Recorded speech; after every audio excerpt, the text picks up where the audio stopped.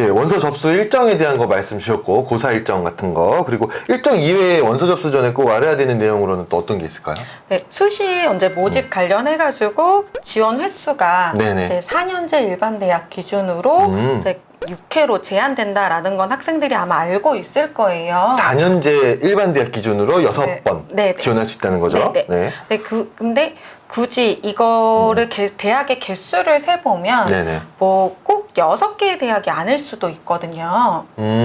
학생들이 좀 많이 착각하는 부분이 6번의 이제 기회이다 보니까 6개의 대학을 쓴다라고 생각을 해요. 그러니까 뭐 내가 광운대학교 네네. 한번 지원하고 뭐 경희대학교 한번 지원하고 이런 식으로 한 번이라고 생각을 하는데 이 6번의 개수는 대학의 개수가 아니라 그 내가 지원하는 대학의 전형의 개수라고 생각을 하시면 될 것 같습니다. 한 개 대학에도 2개 전형 지원할 수 있게 해놓은 대학은 그렇게 할 수 있다는 거죠? 네, 맞아요. 이게 지금 핵심이고요. 일단은 내가 지원하고자 하는 대학에 여러 전형을 지원하고 싶다라고 하면 아마 대학교에서 이제 수시 모집 요강에 안내가 되어 있을 거예요. 우리 대학은 어느 범위까지 복수 지원이 가능합니다 라는 내용이 안내가 되어 있을 거고요. 그 범위 안에서는 복수 지원이 가능을 해요. 뭐 예를 들면 광운대 같은 경우에는 수시에 있는 모든 전형의 복수 지원이 가능합니다. 다 가능하고? 네, 다 가능해요. 그러니까 저희는 뭐 학생부 종합 전형에 하나 뭐 이런 식은 아니고요. 학생부 종합 전형에 있는 광운, 참빛, 뭐 소프트 우수, 뭐 고른기에 다 학생들이 지원하고 뭐 교과 지역 균형 전형, 논술, 뭐 체육 특기자 다 지원을 가능한 거예요. 그러면은 그 강원대학교에 6개를 다 지원할 수도 있다는 거네요? 네. 6번의 기회를 내가 다 뭐 강원대학교에 지원을 하겠다라고 하면 이제 다 지원이 가능한 거죠. 대학은 하나인데 6번은 다 지원을 한 거죠. 근데 그 6개를 다 강원대학교는 쓸 수 있다고 했으니까 강원대학교를 6개 다 쓴 학생도 있나요? 있었나요? 제가 있는 동안에는 보지는 못했고요. 가능하다. 라는 거를 생각하시면 될 것 같고요. 네, 광운대 같은 케이스도 있는데 다른 케이스도 있어요. 예를 들면 경희대 같은 경우에는 이제 전형 방법 내에 전형별 하나를 선택할 수 있습니다. 전형 방법이라 그러면은 그 전형 요소별 반영 비율이 같은 거를 한 전형이라고 보니까 그거 말씀하신 건가요? 네, 그러니까 어떻게 나눠지냐면요. 이제 경희대 같은 경우에는 뭐 학생부 교과, 학생부 종합 전형, 학생부 종합 1, 그리고 학생부 종합 2, 그리고 논술, 실기실적 위주 이렇게 나눠져서 예를 들면 학생부 종합 1 안에는 이제 네오르네상스 전형이랑 특성화 고졸 재직자 전형이 있어요. 근데 이거는 전형 방법이 같은 이제 안에 있는 거기 때문에 2개 다 지원은 안 되는 거죠. 같은 학생부 종합 전형 안에 있는 거니까. 네네. 뭐 예를 들면 그러니까 경희대학교에 내가 논술로 한번 지원하고 뭐 교과 지역균형 전형으로 한번 지원하고 학생부 종합 1 안에 있는 뭐 네오를 하나 지원을 하고 학생부 종합 2에 있는 고른기에 1을 내가 지원을 하고 그 다음에 실기실적 위주에 해당되는 실기 전형을 지원을 하면 최대 5번을 지원할 수 있는 구조가 되는 거죠. 이렇게 대학마다 조금씩 다르기 때문에 이제 학생들이 이제 지원하기 전에 내가 가고자 하는 대학의 복수 지원 허용 범위가 어디까지인가 이런 걸 좀 잘 체크를 하시고 지원을 하시면 좋을 것 같습니다. 그러니까 이런 게 다 모집 요강이나 이런 데 다 안내를 하죠, 대학들이? 네. 대학교 모집 요강에 수시 모집 요강에 보면 자세하게 안내가 되어 있으니까요. 이런 걸 좀 잘 체크를 하시면 좋을 것 같고요. 근데 이거 관련해 가지고 또 학생들이 많이 질문하는 내용이 있어요. 그게 뭐냐면 이제 복수 지원이 가능하다라고 하다 보니까 이런 학생들이 있거든요. 예를 들면 광운대학교 광운참빛인재 전형으로 국어 국문학과를 한번 지원을 하고요. 다른 한 번의 기회는 광운참빛인재 전형의 정보 뭐 전자정보학과를 지원할 설마 되나요? 이렇게 질문하는 학생들이 있어요. 있어요? 네, 이렇게 질문을 하는 학생들이 있거든요. 이게 복수 지원이 가능하다라는 내용을 좀 이제 착각을 한 것 같은데 전형 간에 이렇게 복수 지원은 되지만 전형 내, 그러니까 전형 내에 있는 이제 모집 단위 간의 복수 지원은 안 된다라는 걸 조금 학생들이 유념을 하셔야 되십니다. 네, 그러니까 전형 내 복수 지원은 안 되는 거고 하나의 전형에는 하나의 모집 단위만 선택할 수 있다. 네. 뭐 이런 식으로 정리를 하면 될까요? 네. 이 부분 학생들 꼭 기억하시면 좋을 것 같습니다. 저 하나만 또 궁금한 거 네. 여쭤봐도 될까요? 네.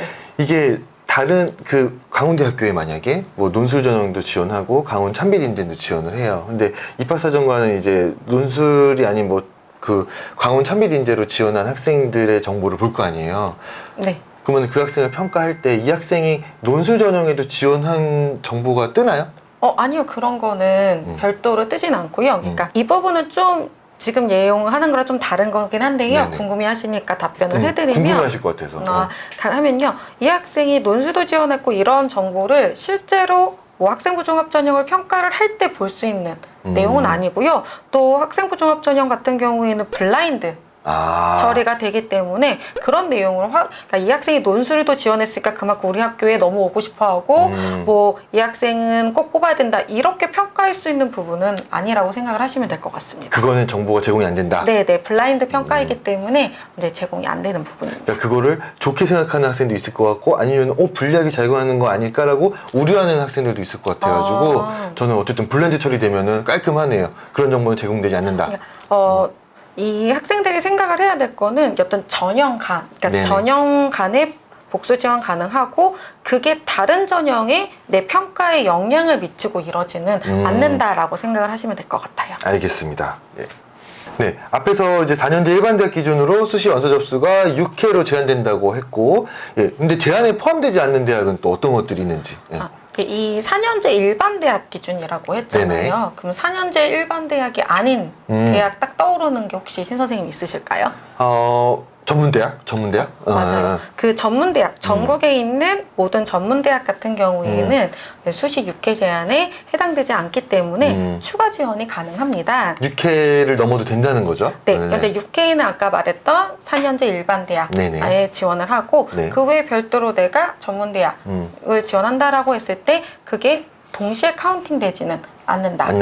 네, 라고 생각을 하시면 될 것 같고요. 네. 이 전문대학교 이외에도 뭐 특별법에 의해 설립된 대학교 아니면 뭐 산업대학, 뭐 평생교육법에 의한 뭐 전공대학 그리고 네네네. 사이버대학, 예술학교 이런 학교가 있다라고 생각을 하시면 될 것 같아요. 특별법에 의해 설치된 대학 뭐 구체적으로 어떤 뭐 대학명이 있으면 좀 어떤 게 또 있을까요? 특별법에 의해 설치된 대학으로 뭐 대표적으로 많이들 아시는 대학은 뭐 카이스트. 카이스트. 네. 그리고 뭐 경찰대학, 네네. 뭐 해군, 육군, 뭐 공군 사관학교 이런 학교들이 있고요. 올해 좀 학생들이 좀 유념해서 또 주목해 볼 만한 게 2022학년도에 새롭게 개교를 하는 대학이 있죠. 네네네. 네, 한국에너지공과대학이 있는데 이게 지금 아마 많이들 처음에 얘기했던 건 항전공대라고 많이들 불렀는데요. 정식 명칭은 한국에너지공과대학이고요. 이 학교 같은 경우에는 이제 올해 처음으로 학생을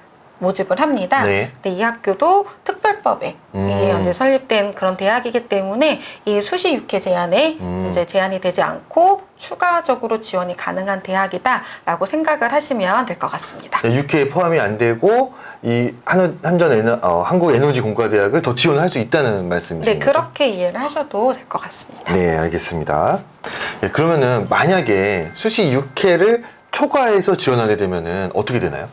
이제 수시 6회를 초과해서 지원을 하게 되면요, 그 초과 지원한 거 이제 접수한 거에 대해서는 이제 취소가 된다라고 생각을 하시면 될 것 같아요. 그럼 초과 지원 접수를 아예 인정을 안 하는 거예요? 6회를 넘어간 접수는? 네, 그러니까 6회 이후부터는 인정이 되지 않는다라고 생각을 하시면 될 것 같아요. 그러면은 그 그러니까 시간별로 이렇게 딱 그 전산에 남아있는 그걸로 끊는 거예요? 언제 어떻게 그 6회 제한을 언제 끝나라고 얘기를 드리면 일단은 그 순서대로 한다라고 생각을 하시는 게 조금 더 깔끔할 것 같고요.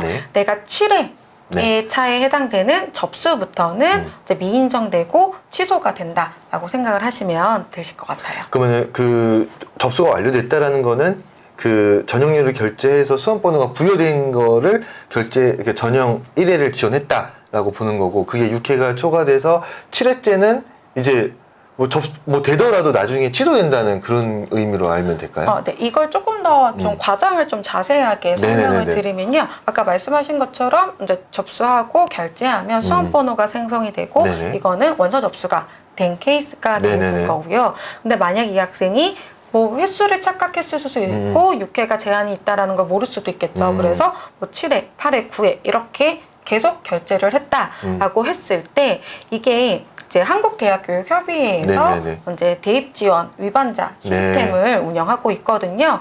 그럼 그 위반자 시스템에서 확인하는 위반 사항 중 하나가 수시 6회 제한을 이제 넘어갔는가 이걸 확인을 해요. 근데 거기서 이제 이 학생이 넘겨서 계속 지원을 했다라고 하면 확인이 되고요. 이거를 한국대학교육협의회에서 대학교에 안내를 합니다. 네네. 그러면 대학교 측에서는 그 학생한테 이제 한 번 더 확인을 하는 거죠. 너가 이제 6회를 넘겨서 한 게 맞는지 확인을 하고 그런 경우에는 전제 접수를 취소하고 인정되지 않도록 한다라고 생각을 하시면 될 것 같아요. 막 그 앞에 거를 7번째를 살려두고 6번째를 빼주세요. 막 이런. 네. 이게 뭐 이제 내가 몰라가지고 여러 대학을 지원했는데 네네. 내가 뭐 7번째, 8번째 지원한 네네. 대학이 내가 정말 가고 싶은 대학이다 네. 라고 해가지고 그 대학을 선택할 수 있는 구조가 아니에요. 그쵸. 네, 이게 수시 6회이기 때문에 이제 내가 차례대로. 순차적으로 했던 6번까지가 이제 횟수가 카운팅이 되는 거고요. 그 이후에 계속했던 것들은 다 미인정된다라고 생각을 하시면 되세요.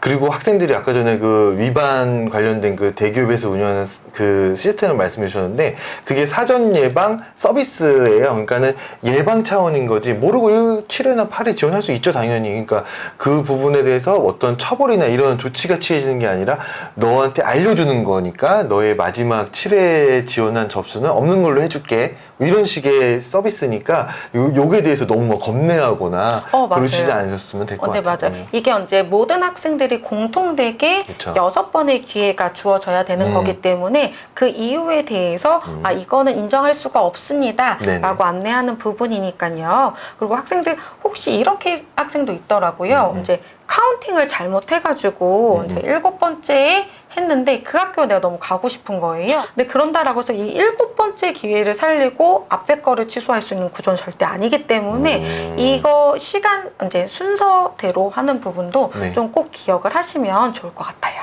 6번째 앞에 거를 취소해달라고 막 그렇게 해도 안 된다는 거죠? 네, 이거는 저희 그러니까 대학 측도 그렇고요. 한국대학교육협의회에서도 해줄 수 있는 부분은 절대 아닙니다. 그게 다 기록이 남아있거든요. 네, 그렇죠? 맞아요. 네네. 이런 걸 좀 유념해 주시면 좋을 것 같고요.